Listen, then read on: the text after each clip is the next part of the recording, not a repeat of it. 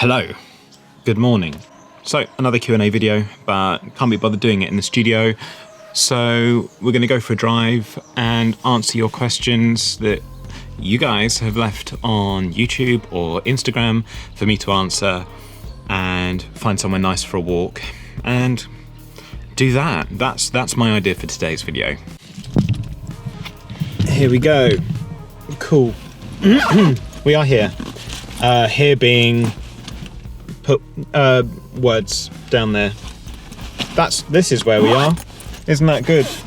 I knew all along that this is where we are. I forgot a hot drink, so I'm going to be cold, but at least I didn't forget. All the questions, so may as well get cracking. Cool.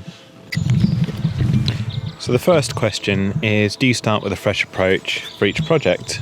And I guess the honest answer is no, I don't. Often because I'm just... I've tried using templates and it's fine, but I don't really like confining myself to one way of working. That's the honest way. And I also think I end up coming up with new things if I don't work that way. There are certain things that I keep gravitating towards, but that's because of a thing that I want to achieve more than template work. I guess the most consistent thing that I do is I still split up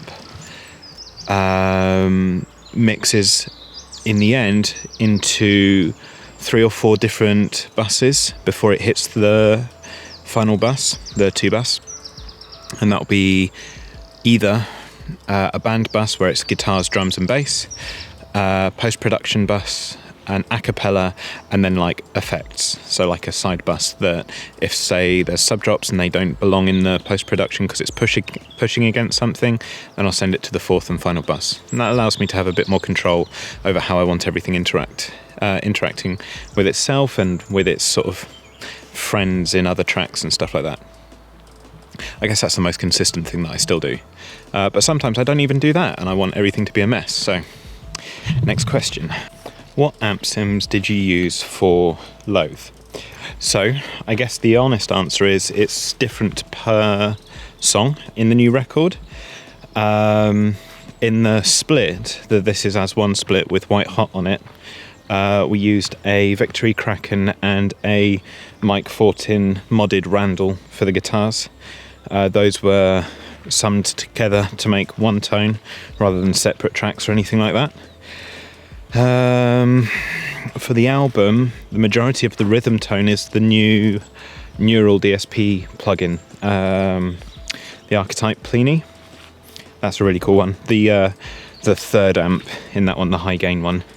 The bass is actually Logic's Proco Rat pedal emulation into the CLA bass plugin for the most part. And any sort of overdub guitars are, I think, the band. I asked for Loathe to print out everything that they'd been tracking and effects wise, because they're pretty effects heavy. So I think that's all probably Pod Farm or third party VSTs. And I also know that Two-Way Mirror is a Lapoo plugin called a Hybrid or something like that. I think it's just another JCM type thing.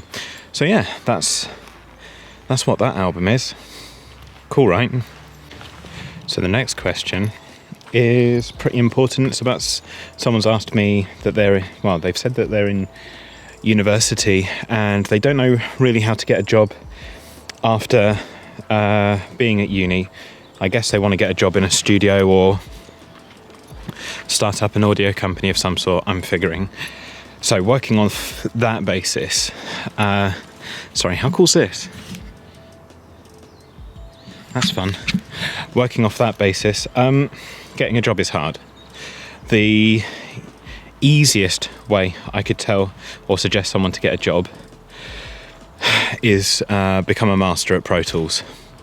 Become insane at Pro Tools, become insane at editing, become insane at spotting detail stuff, but also being transparent. Just be amazing at that sort of work, because it's typically the sort of thing that studios hate doing, editing, because it's just not a creative. But there is a art to being good at editing, and that sort of stuff is invaluable to a lot of places. Otherwise, I guess it's hard to say, because I don't really want anyone to be taking my word as gospel, because I think there's many different routes of entry to the industry, and I wouldn't want someone to really be limiting their options based upon something that I've suggested. But that would be, if I was to start over, I would become amazing at Pro Tools, I'd become amazing at editing, I'd probably...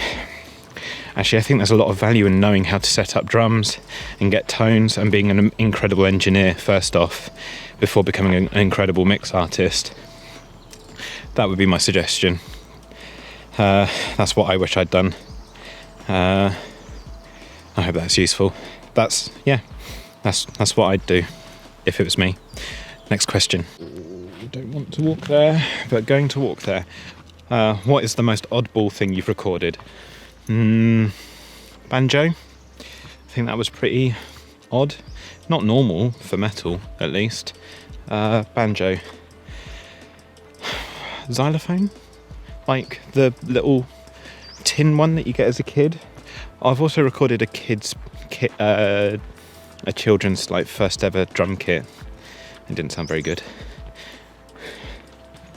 Well, almost died. Where now? Right, so then the last one is better ways at being creative and getting more from songwriting sessions. That's tricky, because I think some people either get really good at it or it takes a long time to perfect. I'm picking the worst routes to walk. Everything is mud. And everything is slippy. Bad George. Right, so let me instead go through the advice that I give people when I'm working with them. And we're working on, say, a rebranding. So a band wants to go from one sound to another, but still sound like them. Being creative is hard. Being creative consistently is even more difficult. And then encouraging yourself to be creative, or a creative person, and getting results is almost damn impossible without a routine. It's kind of like going to the gym. You kind of need a program to get yourself into the flow of things, and then once you start getting the hang of it, you don't need the program anymore. You need a routine to get used to, which then gets you into a creative state of mind, and then you progress from there. This is something that I do when I am ghost writing for some bands. I'm working with a band at the moment, and I've just written the demos, their skeletons, but they're fully fleshed out. I think we did 10 ideas whilst I was working with other people over 2.5 weeks, and they're all keepers. They're all staying in the album, and I learn a lot of my processes from unfortunately, my late friend George Christie, who is no longer with us anymore. He showed me a lot of interesting insights about how to answer questions. So most songs, when you get stuck, they're asking a question, and the way you progress and resolve that is an answer. It may not be the answer, but it's an answer. And all you need is an answer each time you get stuck, till you get to the point where you finish the structure of the song. And then once you can look at the song as a whole with the structure in place, you can then start filtering back through and deciding where the song needs more help. I often find that if the structure isn't in place and you can't see the whole framework of the song in one go, making any sort of decision is really difficult, because one section can affect where the whole song goes. And even that structure doesn't need to be right. I just find putting the structure down melodically, rhythmically, or percussion-wise is the easiest thing to focus on, for me. And then from that point out, I build it out. Layers, changing parts, changing tuning. I am going to... Oh, this is so much mud. This was a bad idea. Why did I do this? Anyway, and then once the structure's in place and you've started being able to tweak and you've kind of got your blueprint in place, you can then start playing with it, because you know you're safe, because you can always return to where you came from. So that would be my suggestion, is get very comfortable and very used to building out structures, and then build up. Can't build a house without a foundation. And I kind of feel like the structure of a song is your foundation when you're songwriting, or at least a really useful rule book to have when you're trying to encourage yourself to be more productive. And then from that point on, once you've got your own rule book, just break the rule book. Once you become really good at that way of doing things, don't do it anymore and just find another way of doing it.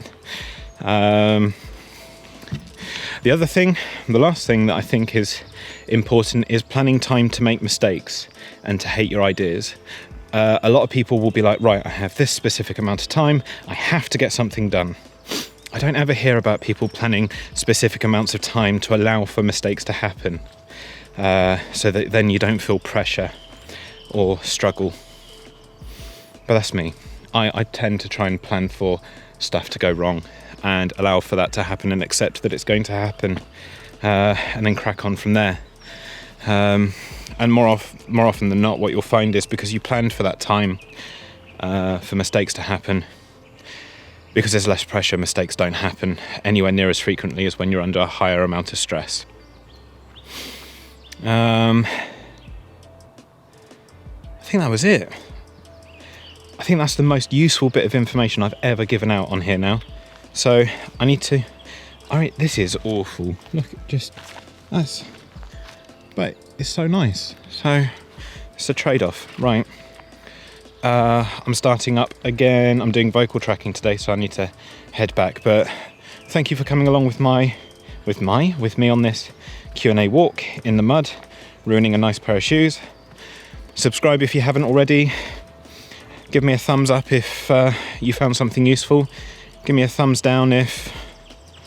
Don't do that, please. There's like one person that keeps giving me a thumbs down on everything. I feel like it's the same person each time. Don't know why. Yeah.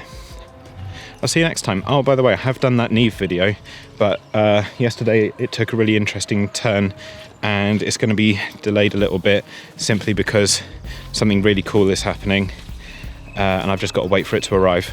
Anyway, subscribe, thumbs up, thank you very much. Until next time, don't be a dick. Bye-bye. Oh. Test number 1. Does this work? Can I do this? Does this work? Don't know. No, I cannot do this. I need to sit down somewhere and then answer questions. I can't be like this the whole way through. Hang on.